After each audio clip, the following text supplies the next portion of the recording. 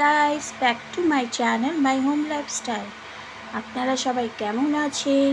আর এখন 11টা বেজে গেছে, তার মানে আফটারনুনটা হয়নি, তাই আপনাদের সবাইকে বলছি good morning all of you.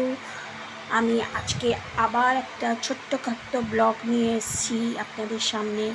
Blog মানে এমনি আমি যেটা ডেলি ব্লগ করি, বক করি আপনাদের সঙ্গে, সেটাই করছি। তো আজকেও আমি আমার ব্রেকফাস্ট নিয়ে এসেছি। তো কালকেও আমি দেখিয়েছিলাম আমার ব্রেকফাস্টে আমি কী খেয়েছি। আর সরি, আপনাদের বলেছিলাম যে বিরিয়ানিটা এসে দেখাবো, কিন্তু দেখাতে পারিনি। এত খিদে পেয়ে গেছিলো, এসে গপ গপ করে খেয়ে নিয়েছি মা ছেলে মিলে, তো ওই জন্য দেখাতে পারিনি।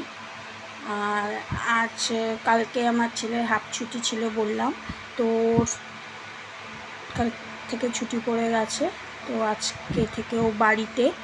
আবার ওর খুলবে 18ই জুন, মানে 40 দিনের ছুটি। আর ওকে সকালে ছেলেকে সকালে পাউরুটি, ব্রেড বাটার আর ডিম সিদ্ধ দিয়ে দিয়েছিলাম। আর তার আগে ওর বাবা উঠিয়ে দিয়েছিল, ও পড়ছিল, উঠে তারপর ওকে 9টা সাড়ে 9টা নাগাদ ওকে আমি ব্রেকফাস্ট দিয়েছি।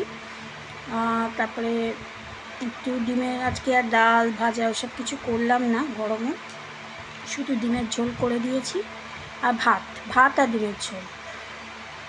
আর মা মনে হয় ডাল ফাল করেছে, দেখি যদি, আমরা তো ওখান থেকেও খাই, কোনো ব্যাপার না। তো রাত্রিবেলার জন্য আলু ঝোল করে রেখেছি, আলু ঝোল দিয়ে রুটি দিয়ে খাবে। আর আমার ব্রেকফাস্টটা দেখাচ্ছি, দাঁড়া ব্যাক ক্যামেরা থেকে। ফার্স্ট আজকেও হিপি করেছি।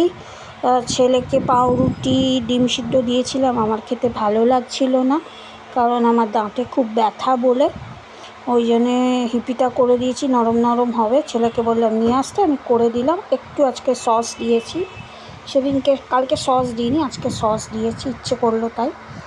আর কালকে চা ছিল, আজকে গরম বলে চা নিলাম না, আজকে একটা ফুটি নিয়ে এসেছি, ফুটি দিয়ে খাবো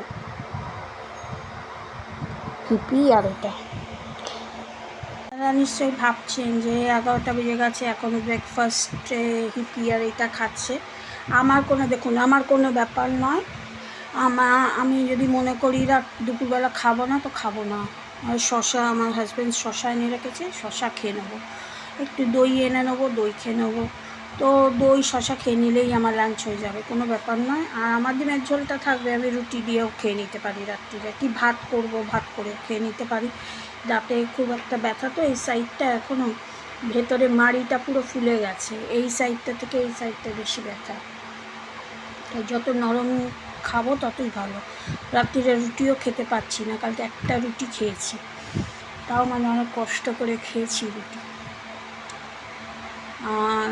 আমি এখন তাড়াহুড়োতে কেন বলছি, কারণ একটু পরেই না, এক্ষুনি ছেলের স্যার ঢুকে যাবে, ওই জন্য এখানে তো আর ভিডিও করতে পারবো না আপনাদের জন্যে।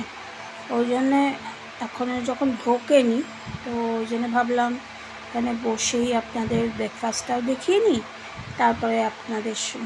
তারপরে তো ওর স্যার ঢুকে গেলে তো এখানেই পড়ায়, তো কথা বলা তো যাবে না ওইভাবে, ওই জন্যে এখনই করে নিলাম। আর দুপুরবেলা আমি যদি শর্টস পারি আপনাদের জন্য করবো। কালকে বেশি করতে পারিনি, কালকে ওই বললাম না বেরিয়েছিলাম, তো বেশি করতে পারিনি। আজকে আপনাদের জন্য দুপুরবেলা করে দেবো শর্টস, ঠিক আছে? তাহলে আজকে এই পর্যন্তই রইল। আপনারা সব ভালো থাকবেন, সুস্থ থাকবেন। আর গরমে কে কী করছেন, কোথাও কি ঘুরতে যাচ্ছেন কি না, সেটা কমেন্ট বক্সে লিখবেন। আমরা তো যথারীতি যাচ্ছি না, কিন্তু বললাম না ভবানীপুরে যাওয়ার ইচ্ছে আছে, জানি না আমার শ্বশুরমশাইয়ের শরীর দেখে, আজ ভালো থাকে তো বিকেলে খারাপ হয়, এরকম অবস্থা, দেখা যাক কত কি যেতে পারি। তবে ইচ্ছে তো আছে 24 তারিখে যাওয়ার, তো ওখানে গিয়ে ব্লগ করব। আর আপনাদের বলেইছিলাম যে ওখানে গিয়ে একটা ডেলি ব্লগ আপনাদের জন্য করে দেবো, ঠিক আছে? তাহলে যদি এই ভিডিওটা ভালো লাগে তাহলে লাইক সাবস্ক্রাইব করে দেবেন আমার চ্যানেলকে, আর কমেন্টসে লিখবেন যে আমার ভিডিওটা কেমন লাগছে। আর আমার আমার বিজনেস ব্লগে গিয়ে ওখানে গিয়ে ভিজিট করে আসবেন। এই ভিডিওর সাথেই সব লিঙ্ক দেওয়া আছে। আর আমার ইনস্টাগ্রামও আছে, দীপশিখা গ্যাপ দত্ত, এটা আমার ইনস্টাগ্রাম আইডি।